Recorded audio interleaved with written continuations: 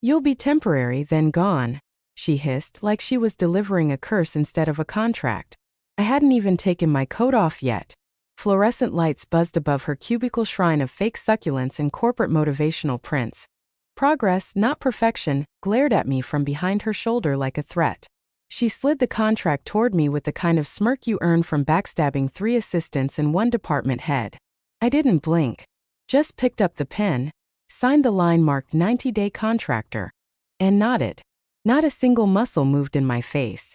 Not because I didn't feel anything, God, I felt everything, but because the last time I made a face in this office, I ended up unemployed and watching the people who stole from payroll get promoted. Now I was back. And they didn't even recognize me. Somewhere under the form-fitting blazer and new hair color, the woman they steamrolled 5 years ago still had unfinished business. And a folder buried in the bottom of her bag with the same initials and timestamp from the last audit they tried to bury. By the way, if you're even half invested in stories like this, take 3 seconds to hit that like button and subscribe. 97% of people watch and never do. It's a small click, but it really keeps this whole machine running. Appreciate it more than you know. Back to hell. The folder she gave me had my objectives in neat bullet points. Archive reconciliation. Temp ledger cleanup. Non-essential audit review. Non-essential, huh? That's how they labeled the exact document trail I flagged 5 years ago, the one that mysteriously vanished after I was let go due to restructuring. They called me back now because nobody else wanted to clean their ancient mess. They just didn't realize it was the same mess I'd already seen up close. Back then I was naive enough to ask questions. Now I already knew the answers, I just needed proof. The office was different, sure. New desks, new software. A new paint job meant to scream innovation and whisper don't sue us. But the rot was the same. I could smell it behind the compliments HR gave each other in forced team huddles. I could see it in the way the VP of Finance shook my hand but didn't ask my name. I was a placeholder to them. A living, breathing stapler they could unplug when the quarter ended. But I wasn't here to be remembered. I was here to remember for them. And I remembered everything. That afternoon, I sat at a dusty side desk near the printer no one used. I logged in with a temp ID. My password was some auto-generated gibberish. F3 Kiki, X7. I didn't change it. Let them track the fake login all they want. My real work wasn't happening on their time card. I unzipped the side pocket of my tote bag, pulled out the 5-year-old folder. It was soft from wear, the ink on the cover faded but still legible. ND 2018, Deferred Comp and Exceptions. I flipped it open and stared at the printed ledger line that started it all. $132,000. Diverted. Labeled as temporary severance reconciliation. Signed off by someone who no longer worked here, or so I thought. Because when I walked past the executive boardroom on the way to refill my stale Keurig coffee pod, I saw her. The same person who laughed at me in that exit interview. Now head of HR. She looked up. Right through me. Not a flicker of recognition. That was her first mistake. I didn't plan to be loud. I didn't need a grand speech or a viral TikTok meltdown. No. I had 90 days. Maybe less. But that's all I needed. Because they invited me in thinking I was temporary. And I never forgot what it felt like to be erased. Second day on the job, I opened a ledger file and froze mid-sip of coffee. Not because the numbers were shocking yet, but because the formatting hit me like a slap. Decimal placement, column spacing, the way temp payments were lumped under a generic subheader labeled operational fluidity. No accountant calls it that. I do. I called it that. 5 years ago. When I tried to flag operational fluidity as the exact pocket they were using to stash bonuses, severance reroutes, and hush money for projects that never actually happened. They took my file, scrubbed my name, and reused it like a napkin. But the bastards missed a spot. I clicked Properties on the spreadsheet. Creation date, October 2018. Original author, my old ID string, Elder 22 FI. I felt the heat rise up my neck. Resentment? Sure. But also this sick sort of satisfaction, like finding your initials carved into a tree after everyone said it had been chopped down. They erased me. But not my fingerprints. I clicked deeper, comparing totals across the quarterly temp budget approvals. There it was. A repeating anomaly. Every Q4 since 2019 showed a sudden spike in contractor payouts. just beneath the reporting threshold that required a second sign-off. Split across departments, disguised as churn. But contractors don't get bonuses. Unless they aren't really contractors. I opened the archived HR memos they'd given me for context. Most were generic nonsense, vacation policies, team wins, stupid birthday announcements, but one buried update from late 2021 caught my eye. A new role classification introduced for Seasonal Project Efficiency Advisors. Sounded fake. I checked the vendor logs. No such title in any contract. But there they were, listed in the finance records as receiving end-of-year adjustments. One of them was paid $48,000 on top of their base invoice. That's not a temp gig. That's hush money. I cross-checked the name. No LinkedIn. No contractor ID. But her email? Still active. Still forwarding to the head of HR. Now the fire was real. Not the dramatic kind. The cold kind that settles into your gut and whispers, "Don't stop now." I was seeing it for what it was. Not just a paper trail, but a pattern. A system. These temporary line items weren't accidents. They were the new shell game. Redirect, rename, reclassify, and bury the bonus under 5 layers of semantic camouflage. And I remembered them laughing when I first tried to explain it. The CFO at the time had chuckled and said, "We appreciate your thoroughness." HR called it over-reporting. My director just stopped inviting me to meetings. But they didn't delete everything. They just archived it and hoped I wouldn't come back. Except now I had access again. And I wasn't alone. I copied 3 files to a blank flash drive. The cheap kind you get in conference swag bags. I labeled it with one word, echo, because that's what this was. An echo of what I already screamed 5 years ago. Only this time it wasn't going to fade. It was going to bounce back so loud, even the boardroom wouldn't be able to ignore it. I clicked open a private folder in my temp drive. Started building a timeline. A map. And every number I typed wasn't just data, it was a nail. And this time I wasn't building a report. I was building a coffin. I started showing up to every meeting with a legal pad and the dumbest look I could manage without drooling. Wide eyes, tight-lipped nods, and a pen that clicked just a little too often. "Still learning the ropes," I said to Angela from HR as she dumped another folder of old backlog on my desk. She smiled like I was a toddler who just found the potty. "It's just temp work," she chirped. "No pressure." That was the point. They weren't watching me because they didn't think I mattered. I wasn't a threat, I was a placeholder. Some disposable number stacker to organize the years of rot they never wanted to face themselves. They had no clue I was using every cleanup assignment as a reverse-engineered autopsy. Every folder they handed me was one more bone from the skeleton closet I'd already mapped out in my head. They wanted a financial review? Fine. I gave them one. I opened a blank Excel doc, formatted it like every report I used to send in my old role, color-coded, neatly justified, with perfectly aligned column headers. I even included their stupid company font and logo like a true corporate lemming. But this version, it was clean, polished, harmless. Looked like I'd spent all week sorting cafeteria invoices and supply reimbursements. A snooze fest of penny-level corrections and vaguely worded reconciliation suggestions. I titled it, Q1 Ledger Integrity Review, Draft A. Then I opened a second doc. No formatting. No fluff. Just numbers, signatures, payment paths, and emails. I stripped out the lipstick and kept the blood. Called it Review V2. This one told a different story. It showed 3 specific accounts flagged for seasonal contractor overages that didn't match any actual staffing logs. Showed how bonuses were moved into those buckets and kicked back through secondary vendors, some of which didn't even have a registered address. I traced one payment all the way to a ghost LLC in Delaware that was dissolved a month after receiving $82,000 in consulting adjustment fees. But the real art wasn't the spreadsheets. It was the draft email. I copied the internal compliance mailing list into the to field. Then I deleted it. Replaced it with a different address. The Office of Labor and Corporate Oversight. Then I added a second one. An encrypted tip line run by the state's Business Ethics Board. No subject line yet. No attachments. Just the shell of a message. I stared at that too. Field like it was a detonator. Then I hit Save Draft. That single move, 5 keystrokes, held more power than any speech, any lawsuit, any HR slap on the wrist. I didn't need a lawyer.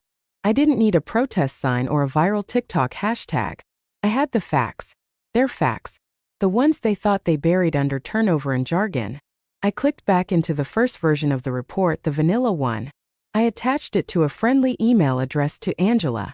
Added a smiley face. Let me know if you'd like any changes before routing up. She replied in under 4 minutes. Looks great. You're really getting the hang of things, smiley face. I leaned back in my chair, watching the office move like nothing was coming. HR reps chatting about baby showers. Finance heads booking golf trips. Nobody noticed the draft titled Beta, just sitting there. Nobody noticed the mask I wore in meetings, nodding along, sipping burned coffee from my company mug. They didn't know that behind that mask was the same woman they silenced 5 years ago. And this time I wasn't asking for a seat at the table. I was setting the table. There's a kind of silence that only exists after midnight in an office. The HVAC hums like a bored predator, and the motion sensor lights forget you exist unless you wave like an idiot every 10 minutes. I stayed late under the pretense of catching up on reconciliations, which in corporate speak means I was invisible and everyone was grateful for it. No one questions a temp working too hard because they think you're trying to earn permanence. They think you want to be them. I didn't. I wanted to bury them with their own receipts. By the third night, I had pinned down the pattern. Every fiscal year ended with a savings adjustment line item that magically aligned with quarter-specific layoffs, budget freezes, and, most conveniently, missing audit follow-ups. The numbers were spread like oil slicks, meant to look like anomalies you could ignore. But I wasn't looking at one file. I was reconstructing years of them, side by side, layered, labeled. Each time a savings was recorded, another line appeared in the vendor payouts, usually under some rebranded initiative like efficiency onboarding or project realignment compensation. They were careful not to reuse the same wording twice. That was their game. Change just enough to break the pattern recognition of a casual reviewer.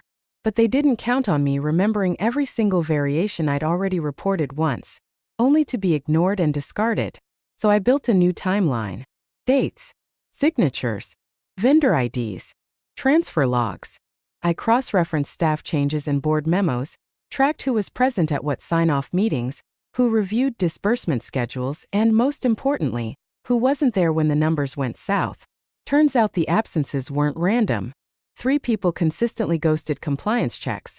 A senior VP in strategy, the deputy CFO, and Melissa, a name I hadn't seen on payroll in 5 years, because the last time I saw her, she was holding my termination paperwork and pretending she was just as surprised as me. Melissa now held the title, Head of HR Compliance. And her name was on a spreadsheet I never should have seen. I found it while digging through archived finance handovers labeled Internal Transfer Notes. Most were boring, but one Excel file, deep in a folder tree called FI 2020_retention, was password protected with the name of a retired controller, clearly meant to keep eyes out, not in. I cracked it with an old password pattern I remembered from my days as staff. Fiscal Y20, plus the initials. First try. Inside, a raw dump of deferred comp approvals. Not the public-facing versions HR submits. This was internal. Messy. Untitled tabs. Cell comments. Real-time notes like hold this till Q2. Push through after layoffs. Signed off via phone, no timestamp. But the gold? A tab labeled Q4 Special Adjustments Final that showed 5 disbursements rerouted from employee bonus pools into one temporary contractor budget. Code, EV14. Melissa's initials were in the comment column next to each. Just a tiny image followed by 3 letters that made me laugh out loud, right there in that empty office. Per usual. She'd done it before. She'd done it so often they had a shorthand for it. Grim satisfaction doesn't even cover it. I wasn't piecing together a mystery. I was reading a confession. I sat there staring at that spreadsheet, thinking about all the performance reviews I sat through, all the budget constraints they threw at my face while quietly wiring thousands through shell vendors. They cut headcount to stay lean and funneled the leftovers to their friends. And Melissa? She didn't just know. She owned it. I closed the file, backed it up to 2 separate flash drives, one labeled Beta, one labeled Ghost. And I updated the draft email still sitting quietly in my outbox. I didn't need to write a warning. I was the warning. By Friday, I'd heard great work, really thorough. More times than I could count. Mostly from people who hadn't read a single word I wrote. HR printed out my sanitized version, hole-punched it like it was scripture, and proudly slid it into a binder labeled, Internal Review Satisfactory. The pages looked official, authoritative, and completely hollow. It was a beige wall of words. Vendor codes, meaningless ledger summaries, and just enough corporate lingo to lull anyone into thinking it was legitimate. That was draft day. The decoy. The ghost report designed to pass every cursory glance without sparking even one follow-up question. Angela from HR emailed me a smiling emoji with the subject line, "You're a lifesaver." I replied, happy to help, and attached a second PDF called Cleaned Under Throttle for 2024 V3. The file was digital oatmeal, boring enough to be trusted, invisible enough to disappear. But the real report? That one had teeth. I waited until 11:47 p.m. Not midnight. Not some dramatic clock strike moment. Just a quiet, statistically insignificant hour. Most of the office had gone home hours earlier. VPN logs wouldn't flag a thing. Temps aren't monitored that closely, and IT would chalk it up to someone working late. I opened the folder on my personal flash drive labeled Beta. No formatting this time. Just line after line of transfers, manipulation, and unauthorized sign-offs. Melissa's initials. 3 separate seasonal advisor vendors paid over $200,000 with no corresponding invoice. A spreadsheet showing how $1.2 million in deferred compensation over the last 5 years had been rerouted into fake contractor shells. Attached emails. Metadata timestamps. Change logs. It wasn't just a smoking gun. It was a flamethrower with a signed receipt. The email address was buried on a state website I'd bookmarked years ago. The Office of Labor and Corporate Oversight didn't advertise itself with big bold colors.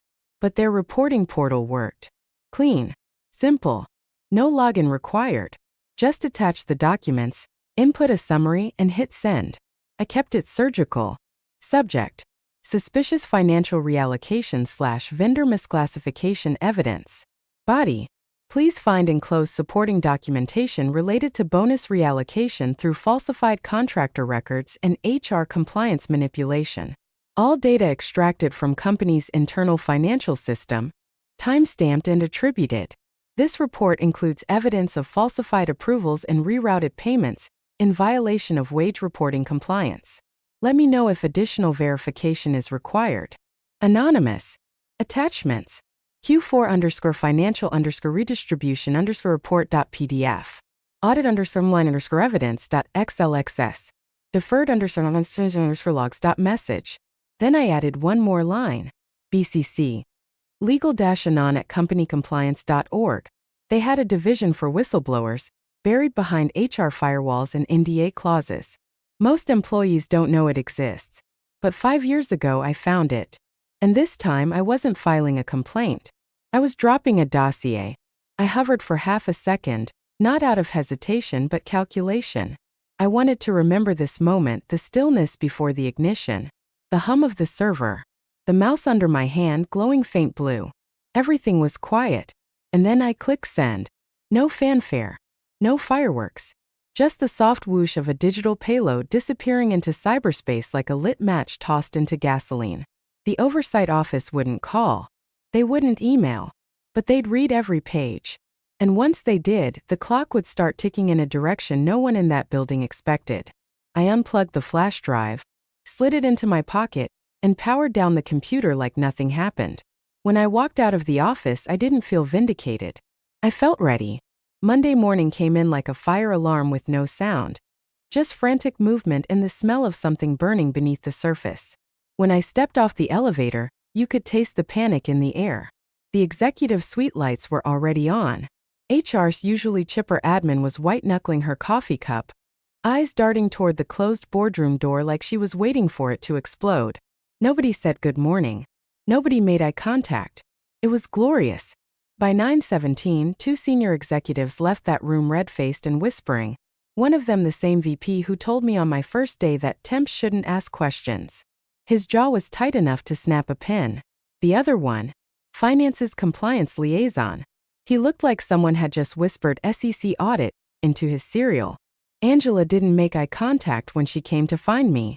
Just stood at my desk like a funeral director and said, "Can you join us upstairs?" No explanation. No smiley face this time. I stood slowly, careful not to show the flicker of satisfaction tightening behind my ribs. "Sure," I said, grabbing my legal pad. "Let me know if you want me to bring the outline you gave me. It's what I followed for the report." Her eyes twitched. Just once. The conference room had a weird energy, like they couldn't decide whether I was the janitor or the arsonist. Melissa wasn't there yet, which told me two things. One, she was already spiraling somewhere else. And two, they didn't want her in the room when the fire got too close. Legal was in the corner. Two suits who looked freshly yanked out of their morning espresso run. One of them, the junior associate I remembered from last quarter's contractor policy update, kept fidgeting with his sleeve. The other older locked eyes with me and said, "We just have a few questions about your submitted audit." I gave him a slow blink and replied, "Which one?" You could have sliced the silence with a staple remover. Angela leaned forward, fake calm leaking through her pores. "The draft you submitted to us. We believe a different version has made its way to external parties. Do you have any idea how that could have happened?" "I only followed the outline," I said, placing my legal pad on the table. "Line by line. Every field, every log you requested. I didn't include anything beyond the scope." She bristled. Then explained how the vendor names and disbursement logs from an internal-only report ended up with, well, let's just say people we don't normally work with. I let the pause stretch long enough for the tension to feel like a second skin. "Maybe the same way 5 years of bonus theft got missed," I offered flatly. The room tightened. That's when the junior lawyer cleared his throat. "Could I speak with you privately? Just for a moment?"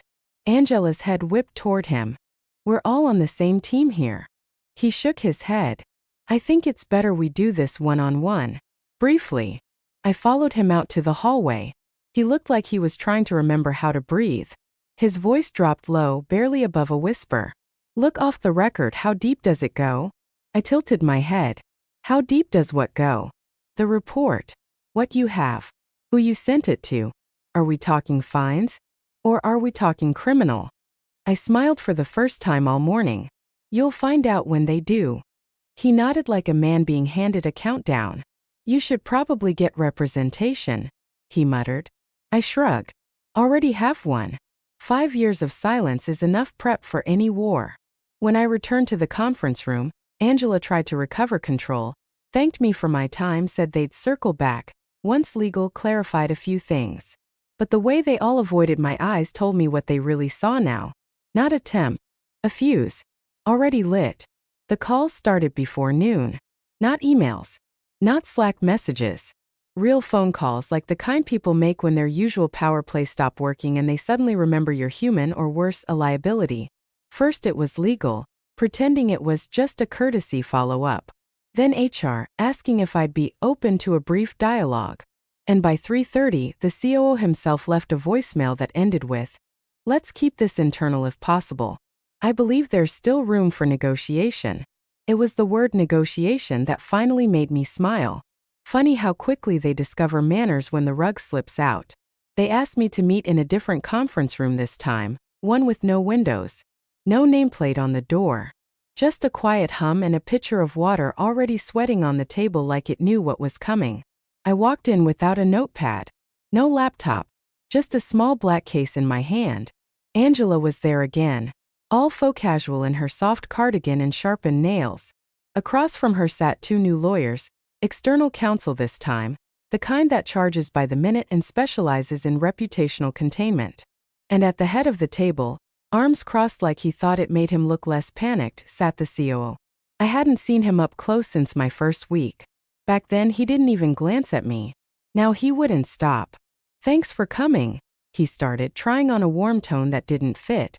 "We want to get ahead of this and find a way forward that works for all parties." I said nothing. Just sat.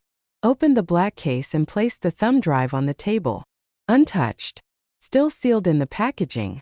It might as well have been a grenade. Angela shifted in her seat. One of the lawyers cleared his throat and said, "We're prepared to discuss options, assuming there's flexibility on your part. Discretion is valuable to all of us here." I leaned back, studying the room like I was checking the time, not watching them squirm.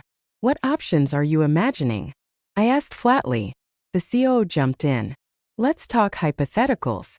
If someone were in possession of documents that could be misconstrued, and those documents were shared in error, perhaps by an overeager employee unfamiliar with our internal systems." "You're describing fraud," I cut in. His mouth froze open like he forgot I could speak. The older lawyer stepped in. "We're not looking to escalate. We're simply hoping to resolve this quietly and fairly." I let the silence hang. One beat. Two. Then I finally spoke. "You underestimated the wrong person," I said. "You built a system assuming no one would ever come back. You thought time would erase the trail. But time just made the ink dry." Angela opened her mouth, but no sound came out. I tapped the thumb drive. "Everything you saw in that draft? That was a summary. This," I nodded at the device, "is the detail. Full paths, metadata, redacted only for the state. Not for me." The lawyer started to say something else, but I cut him off with a single sentence. "I'm not here for threats. I'm here for terms." The air dropped 10 degrees. No one moved. Finally, the COO spoke again, voice lower now. "What would those terms look like?" I looked at each of them one by one. Not angry, not triumphant, just level. "You don't get to ask that yet," I said. "Not until you admit you need them." And then I stood, left the drive on the table, still untouched. Let it sit there like the truth they spent 5 years avoiding. Let them feel the weight of it. They called me back the next day, this time to the top floor, the one with the frosted glass and imported espresso machines nobody actually knew how to use. I didn't wear a suit. I didn't bring a briefcase. I walked in wearing the same neutral button-down they gave me when I onboarded as a temporary finance analyst, because I wanted them to remember exactly who they tried to erase. This room was different. No fake warmth. No cardigan smiles. Just the COO, the lead attorney, and Melissa, head of compliance, finally sitting at the table she once ruled from the shadows. Her face was stiff, hollow. The arrogance was gone, replaced by the look of someone trying to calculate how much of herself she could afford to lose and still keep her title. They didn't speak first. I let the silence do what silence does best, strangle them slowly. Then I slid the offer across the table. 2 pages. 1 paragraph per demand. Not a manifesto. Not a threat. Just facts and consequences. Public transparency or private restitution with terms. Their choice. They scanned it in silence. The first line. A full written acknowledgement of financial misconduct, signed and sealed, delivered to the Office of Labor and Corporate Oversight before Friday at noon. The second. 2. Private restitution of misdirected funds via internal bonus redistribution across departments affected by the deferred comp reclassification scheme, with anonymized confirmation sent to whistleblower counsel of record. The third. 3. Permanent role for the reporting party, head of financial integrity and internal compliance. No probation period. No end date. I looked up and spoke plainly. "You choose the Chapter 1 right. I'm fine with either. But I don't write in pencil." Melissa exhaled sharply, but said nothing. The COO looked like he wanted to ask if he could negotiate bullet 3. He didn't. Smart man. The lawyer cleared his throat and nodded once. "We'll proceed." Quietly. "You'll proceed correctly," I replied. They asked no more questions. 2 days later, the document was delivered to the state. A very carefully worded internal policy breach report with language just vague enough to protect names, but just specific enough to be admissible if anyone ever reopened the case. The funds were redistributed. The names of the seasonal advisors quietly vanished from the ledger. Melissa went on personal leave. And I was issued a new contract. 1 page. No temporary clause. No renewal date. Just a start date and a new title. Senior Director, Financial Integrity and Oversight. They tried to slip in a non-disparagement clause. I crossed it out in front of them. No one objected. The final clause read, "This agreement will remain in effect until terminated by mutual consent." I initialed next to it with the same pen I used on my temp contract. Revenge wasn't what this was. I didn't want their heads. I wanted my name back. I wanted the silence reversed and the damage acknowledged. I wanted my seat earned, not gifted. And I got it. Not with screaming. Not with chaos. But with evidence. Precision. Leverage. That's the thing about tables. If you build your own, no one gets to decide if you belong at it. 3 weeks later, the boardroom looked almost identical to the one I sat in 5 years ago. Same pretentious glass table, same overpriced ergonomic chairs, same laughably abstract art no one could name. But the energy? Different. The fear was still there, but now it wasn't mine. I walked in through the main door. Not as a guest. Not as a temp. Not even with a visitor badge. This time I was on the official attendee list, 2 lines beneath the COO, and 1 above the new VP of Compliance. My nameplate read, Senior Director, Financial Integrity and Oversight. I didn't smile when I saw it. I just pulled the chair back, took my seat, and opened the laptop they issued me last week, brand new. Still smelling like fresh plastic. As it booted, the desktop loaded. I'd changed the background to the audit logo. Just the clean white seal in the center of a black screen. Verification protects everyone. Nobody else noticed. But I didn't need them to. It was for me. The meeting began with the usual noise, agenda points, acquisition updates, some buzz about ESG reporting timelines. Halfway through, the general counsel paused, cleared her throat, and turned slightly toward me. We'd like to formally introduce our newest appointment. She'll be overseeing all internal compliance reviews moving forward, including vendor transparency, audit prep, and any bonus structuring mechanisms. A few heads turned. Some nodded. Others winced. I caught Angela, the old HR director, sitting near the back. She looked thinner, less lacquered. Her eyes darted toward mine and then straight to the table. She didn't lift her head again. Then there was the former deputy CFO, now just a name on the exit memo sent quietly last Thursday. Resigned to pursue other interests. Right. Interests like not testifying. I didn't acknowledge either of them. I didn't need to. Their ghosts sat next to them in empty chairs. The conversation moved on. Budgets, contracts, timelines. They didn't call on me much. But when they did, it wasn't to explain myself, it was to confirm accuracy. They didn't question the numbers anymore. They questioned everything else but not the numbers. Because now the numbers were mine.